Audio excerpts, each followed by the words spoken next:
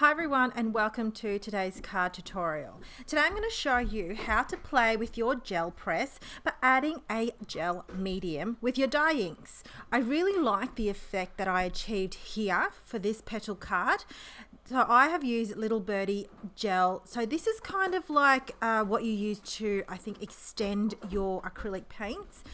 What I am doing is I wanted to create this texture with my Catherine Pooler dye inks. This is from the Date Night collection, and I'm using a 6x7 gel press plate, and I've got a Dina Wakley small brayer here. I've got a scrap piece of paper on the right hand side that I use to take off any excess. Now I probably could have left it so you could see the layers, but I fully went to town with my layering. So check out that first layer. I will fill up this whole A4 cardstock panel by doing this on either side.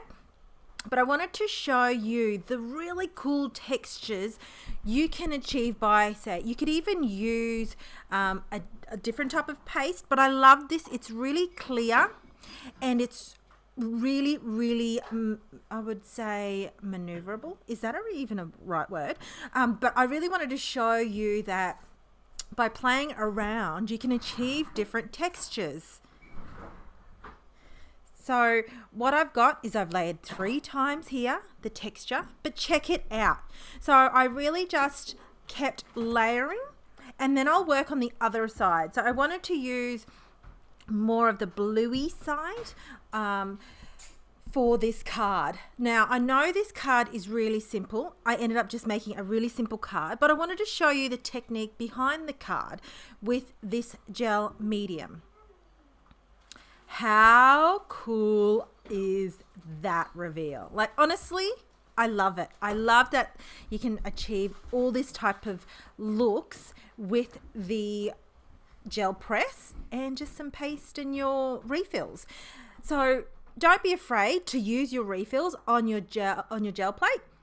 I think it's really important that you can maximize the usage of what you have in your stash. I had this gel because I thought I was trying to be really cool and be in the mixed media. I have no idea what I'm doing half the time, and a lot of it is happy accidents. I don't know about you. I would assume crafting is like that. A lot of the time is guesswork and playing. And that is the look that I've really achieved through this playing of this happy kind of gel plate accidents. Now, I did layer up the ink. The gel is a gel. It is a thicker, so I did want to put my heat tool on heat setting 1. So it's a lower heat setting and a lower fan setting. So really it's like a drying tool. I love that the Wow heat embossing tool can be utilized for multi-uses like this, and it replaces then, you know, like a little fan tool or anything like that. So I'm just making sure this is heat set and dry. I have got here from the latest Catherine Pooler April Showers collection, the raindrops, and this is the outline. And I thought, you know what? Rather than just using it with the stamps, I'm going to use it for petals. Now, I'm pretty sure I saw Verity from the Catherine Pooler design team use this same, the petals for this as well, or the raindrops, and to create a floral. And I thought, yeah, this is going to work perfectly for today's card. Now, I have got this Better with Friends stamp set, and I love the sentiments in this stamp set, so I grabbed that from the collection and I stamped out the sentiment. So I had definitely lots of those raindrop die cuts ready to use, and I am going to create more with them, but I wanted to just finish an actual card off for today's tutorial and just show you that it is such a versatile type of dies to use, not just for raindrops, but to create a floral petal, not image, but, you know, I suppose die cuts. I'm going to add a little bit of pop of color on the actual card base. I feel like this cummerbund color really comes to life and really pops out that purple in the actual die cut element here. It's just really subtle and it's soft ink blending. I've got my Catherine Pearl ink blending tool here as well. Brushes, sorry.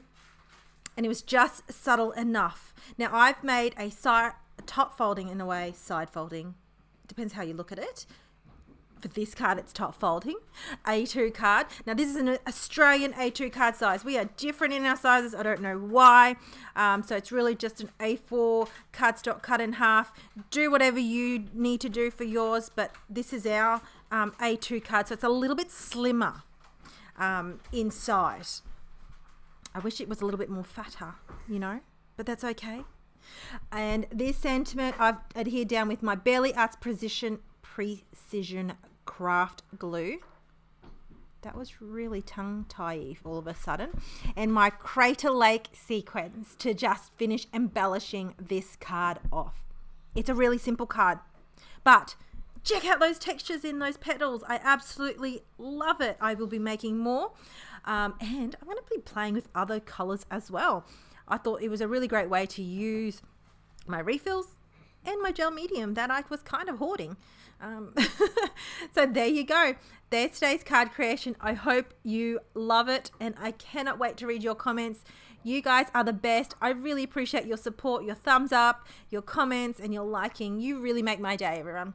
Thanks for watching, and I look forward to seeing you next time. Bye.